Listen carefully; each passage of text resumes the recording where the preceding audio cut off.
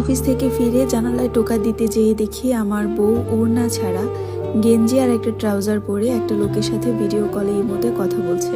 রাতের বেলা Thai glass দিয়ে কিন্তু ঘরের ভেতরের সবকিছুই দেখা যায়। আর যেহেতু আমি নিচতলায় বাসা ভাড়া নিয়ে থাকতাম, তাই ও কি করছে না করছে সবকিছুই দেখা যাচ্ছিল।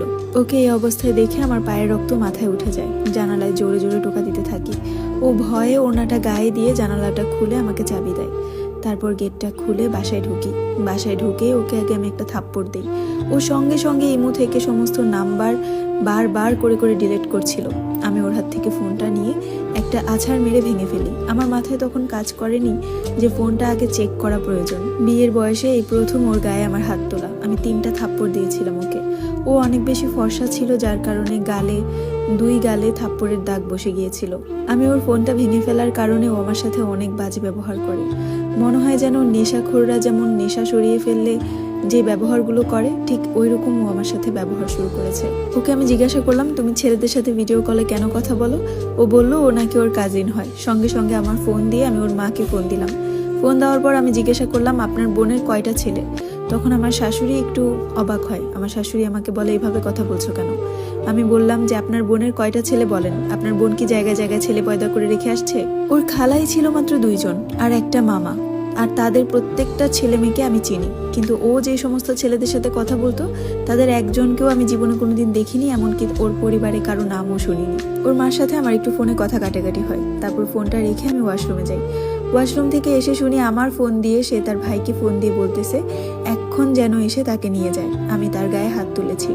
আমি ওয়াশরুম থেকে বের হয়ে বললাম যে এটা কেন করলা তুমি? আমি তো তোমাকে মাত্র 3টা থাপ্পড় দিছি। মানুষ তো এর থেকেও বেশি জঘন্যভাবে মানুষের বউকে মারে। আর তুমি যে কাজ করতেছিলা এটার জন্য তো তোমাকে আমার মেরে ফেলা উচিত ছিল। তাও আমি তোমার গায়ে ওইরকম ভাবে হাত তুলিনি। ও আমাকে বললো আমি আর তোমার সাথে সংসার করব না, আমার ভাই আসবে, আমি এক্ষুনি চলে যাব। তারপর আমি একটু ঠান্ডা হয়ে ওকে বোঝানোর চেষ্টা করি, দেখো তুমি যা করতেছো এটা ঠিক না। তুমি একটা মেয়ে মানুষ, তার উপরে তুমি বিবাহিত। এই কথাটা বলা মাত্র সে তেলে বেগুনে জ্বলে উঠলো। সে আমাকে বললো আমি বিবাহিত মানে কি আমার জীবনে কোনো শখ আহ্লাদ নেই? তারপর আমি তাকে বললাম, শখ আহ্লাদ মানে তো এই না যে তুমি বিভিন্ন ছেলেদের সাথে ভিডিও কলে ইমোতে কথা বলবে। মানুষের কত রকমের শখ থাকে, তোমার এটা কেমন শখ? সে আমাকে বলে যে আমার মতো বউ পাইছো তোমার 7 কপালের ভাগ্য। এত সুন্দর বউ তোমার কপালে জুটতো না। আমি তোমাকে বিয়ে করছি বলে তুমি একটা সংসার পাইছো। আমার পেছনে হাজার হাজার ছেলে ঘুরতো, সেইখানে আমি তোমাকে বিয়ে করছি। তোমার তো আমাকে মেনেই চলা উচিত। এটা না করে তুমি আমার সব কাজে বাধা দিতেছো। আমি কারোর সাথে কথা বলতে পারি না, আমি কোথাও যাইতে পারি না, আমি আমার বাপের বাড়িতে যেয়ে সারাদিন থাকতে পারি না। এরই মধ্যে ওর ভাই নক করে কেটে। ওর ভাই চলে আসে, যেহেতু পাশাপাশিই থাকি। ওর ভাই আসার পর ওর ভাইকে আমি সবকিছু খুলে বললাম। ওর ভাই চুপচাপ শুনলো। ওর বোনকে যে শাসন করা দরকার সেটা সে করলো না, বরঞ্চ বোনের গালে থাপ্পড়ের দাগ দেখে বোনকে বলল, এক্ষণ ব্যাগপত্র গুছা, তোকে পালার মতো ক্ষমতা আমার আছে, ওর কাছে থাকতে হবে না। আমি আহাম্মকের মতো তাকায় রইলাম।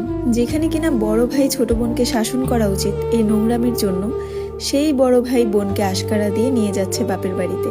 আমি আর সেখানে একটা কথাও বলিনি। আমি চাকরিজীবী ভাই, আমি খুব সাধারণ জীবন পালন করি। আমার মান সম্মানের ভীষণ ভয়। আমি কোনো চিল্লাচিল্লি করলে যদি আশেপাশের ফ্ল্যাটের মানুষজন শুনবে, তাই আমি তাদেরকে আর কিছুই বললাম না। সেই রাতের বেলা সে রান্নাও করে রেখে যায়নি। আমার বাহির থেকে খাবার আনার কথা ছিল, আর আমি অফিস থেকে এসেছিলাম, ভেবেছিলাম ওকে নিয়ে বাইরে থেকে খেয়ে আসবো। কিন্তু এই অবস্থায় সে আমাকে এভাবেই রেখে চলে গেল।